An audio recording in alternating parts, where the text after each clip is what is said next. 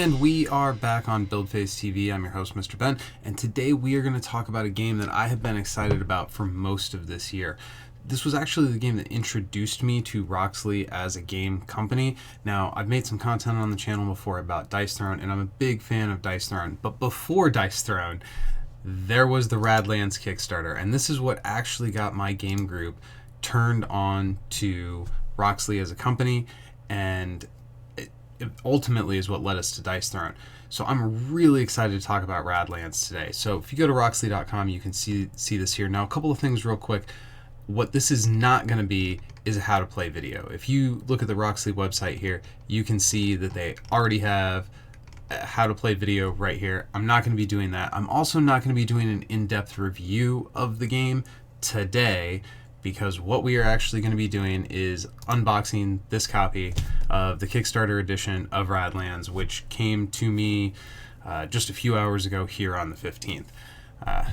Still got that video playing off their website. So before we actually tear into this, let's take a look at the box overall. Now, this is a gorgeous presentation. I really like this. This is 5,329 out of 12,000. I also want to draw everybody's attention to this line here. This game depicts scenes of... can't see it. I'll read it to you. This game depicts scenes of animated violence and may not be suitable for all ages. So if you're at all worried about the content of it, most of what we have on this channel is all ages friendly. I have not looked at all these cards, obviously, because I haven't opened the box yet. Man, that looks good. So every angle of this thing is striking. They really made an excellent product here. So what I want to do now is tear into this thing. I've waited so long. Probably should have got a knife so I don't damage the box.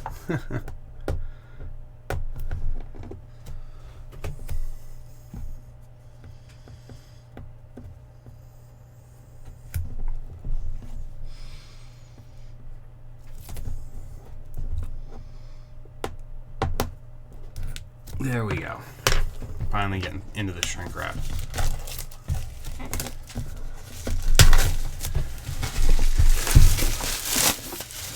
All right, so first impressions, the box feels great. It looks as good as it feels. It has a nice production quality to it. Man, this kind of reminds me of like an old school VHS.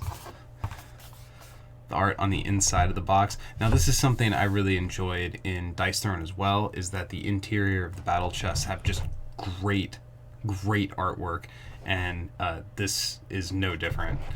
This looks fantastic. Okay, so we'll set that aside. We got our silica gel packet here. Definitely don't eat that. So what do we want to do first? Dig into these cards.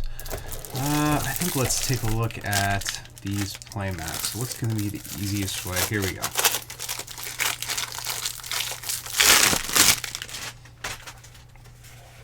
Look at that.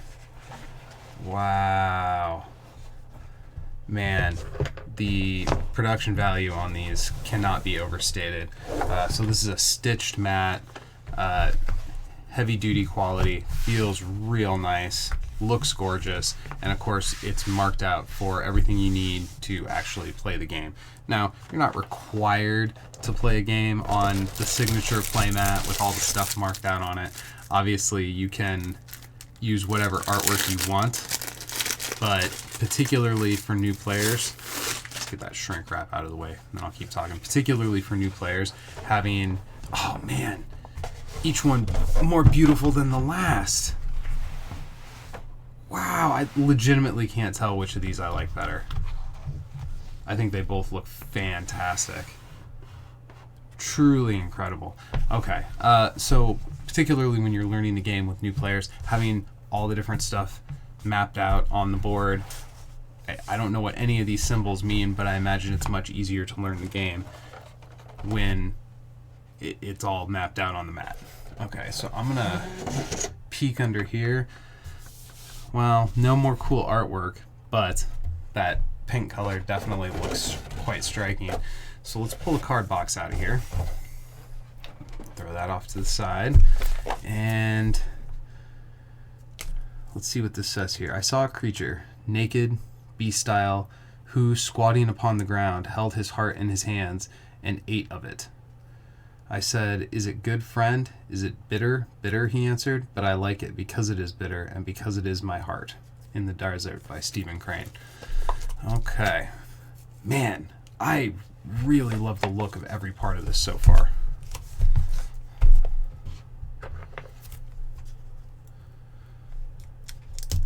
Gotta be real careful since I didn't get a knife.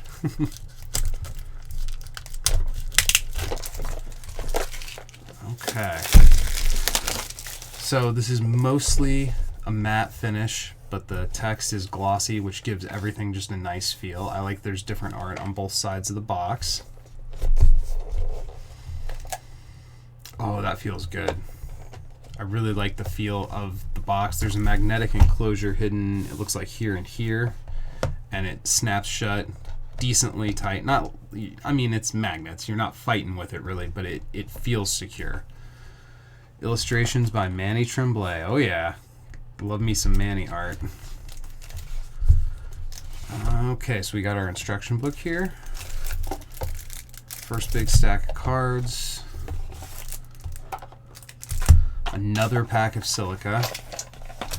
Now, I will say one thing I'm not a fan of is how these tokens kind of just pack in here loose, and there has already been, oh wow, look at how neat that looks down inside.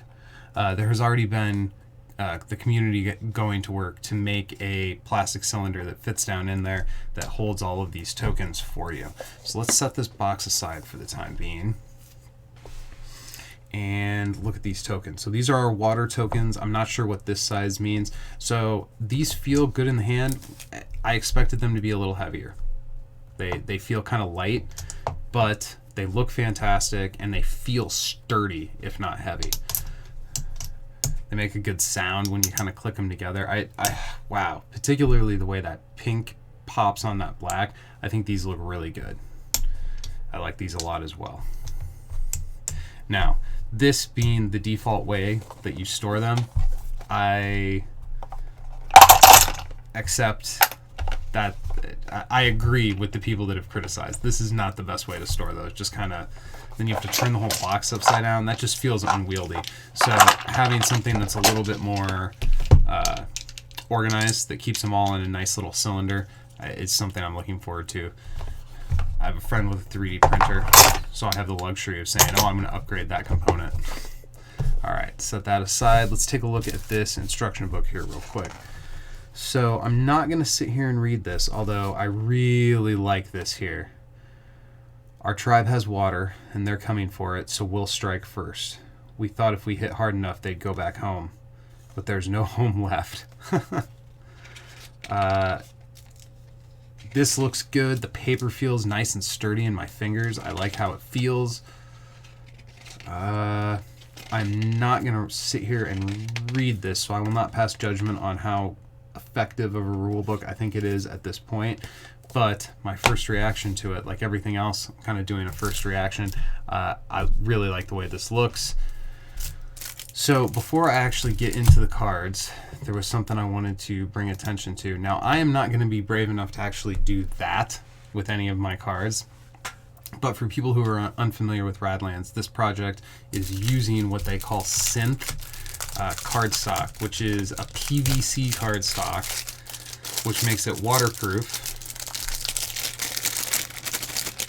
Let's get these out of here. Makes it waterproof and spill resistant, and it also means you can bend the cards. Am I brave enough? All right, well, if I'm gonna run the risk, I might as well do it on camera. Okay, here we go. So we saw the GIF. I don't like it. And it goes right back. I can't believe it. I can't believe that. These feel really good.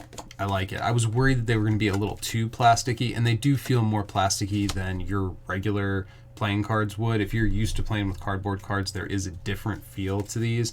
That does make me worry, is the art going to scuff and scratch and fade over time? I have no idea at this point. I'm literally looking at these for the first time, but that GIF, I don't like it, but you can do it. You definitely can. Okay, so let's look through this. I'm going to look at every single card in this stack. just to kind of take a look at the artwork. I'm not going to read all these. Again, I haven't learned how to play the game yet, but man, I love the way this character looks. I'm guessing that this guy is like the bad guy. It's reminiscent of the dude in the Mad Max movie who said mediocre in that cool way. I can't remember what he was called. The newer Fury Road, that Mad Max movie. So this artwork doesn't disappoint at all. I love that this is still kind of recognizable as Manny artwork, but it doesn't feel the same as Dice Throne. It's got its own unique aesthetic. I should also point out that the graphic design here, credited to Gavin Brown, which is also someone who worked on Dice Throne as well. Wow, look at this creepy looking dude. So, again, kind of like with the playmats, I feel like each one is more gorgeous than the last. These cards just look fantastic. I have no idea what any of these people do and like what's good or bad yet. Wow, look at that cool effect on his backpack. A Geiger counter. Oh, look at the cool skeletons like getting burned down by the napalm. This card looks amazing. Wow. Wow, the camera just does not do these justice. They look so bright and vibrant, and it kind of just looks washed out in the camera. This bombardment card, the artwork looks pretty awesome. I like the silhouette of this dude on the high ground. You know this guy's going to win because he's got the high ground. We all learned that in episode 3, right? This Banish card, this reminds me of the walking away scene in that Incredible Hulk TV show. Oh, I think we're starting to see some repeats now. Oh, I could have seen that. It says cult leader right on it. I said I bet this guy's the leader. Great deduction. I could have just read the card. Yeah, so it looks like now we're starting to see a few repeats. This mutant one looks just delightfully gross. Okay, so I'm still going to go through the whole stack even though we're starting to see repeats here.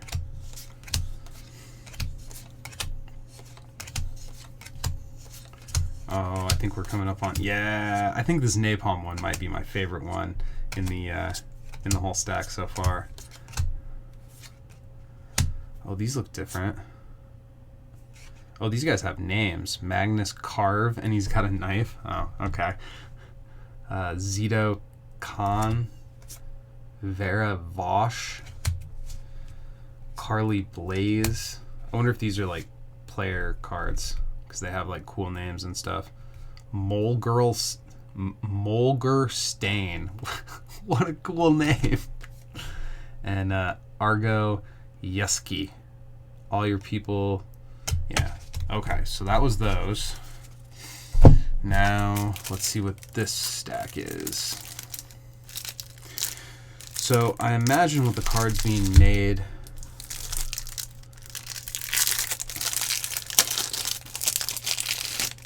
out of this PVC, the need to sleeve goes down significantly, assuming that the art doesn't start to fade off. I've had plastic playing cards before, like just a regular 52 card deck, and over time through shuffling and play, the paint or whatever was on the plastic started to chip off and fade.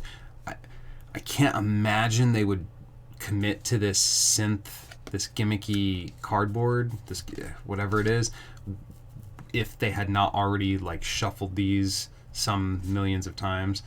But it is something that concerns me just a little bit. That said, Roxley, with the way Dice Throne has been handled, has more or less convinced me that they know what they're doing, so I'm not that concerned. If they say it's good, I'm guessing it's probably good, but we'll see as I play. This Atomic Garden looks really cool. Wow, all these black cards. I wonder if these are like locations or camps. I think the premise of this game is you have camps and then 2 camps fight each other.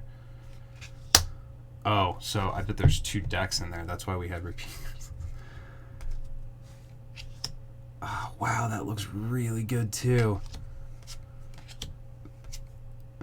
So there's not one of these cards. Oh, well, here's my favorite card right there. you give me an octagon. Heck yeah. It looks like these two dudes aren't in the same weight class though. Look at that. I think this guy missed weight.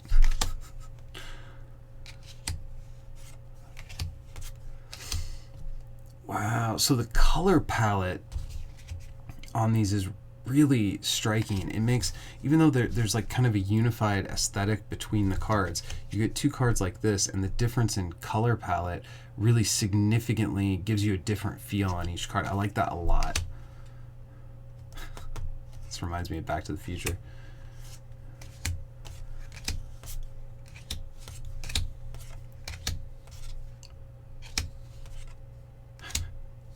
Wow. I mean, I realize I'm kind of repeating myself just by saying each card looks gorgeous, but they really have just nailed the art on every single one of these. I guess we didn't look at the card backs here. They both look very cool. These water cards have different backs as well. And Raiders. So there's a place on the board that specifically says Raiders. So I wonder if each team gets a Raiders card. I don't know. And then of course, player help guide. Here we go. So this would be your quick guide that you would probably hand to somebody when you're teaching them how to play the game. So first thoughts before I actually learn how to play this thing. The presentation was fantastic. I think the box looked good. It felt good in my hands. I was pretty skeptical about this plastic card stuff, particularly when you look at the gift that they put out advertising how you can do that with the cards. I thought, they're going to wear, they're going to... First of all, I didn't think you'd be able to bend them like that, and I mean, I just did, so clearly that's a real thing. You can bend them like that. I don't know how many times you'd necessarily want to do that. It feels like over time they might start to... I mean, it is still just a card, so they're pretty thin. The rule book looks good. I'm going to have to actually read it and see how well it conveys the information that it's trying to convey. But as far as the presentation of everything, my first reaction to all of this stuff is uniformly positive, outside of my small critique that having these loose in here seems silly. And again, the community's already solved that. And these are lighter than I thought. I was expecting like kind of a heavy like clay poker chip, and they don't have that kind of heft to them. Gonna learn how to play the game, come back with a full review once we do, and I'm sure Whitman will have some thoughts as it as well. So till next time, go win some games.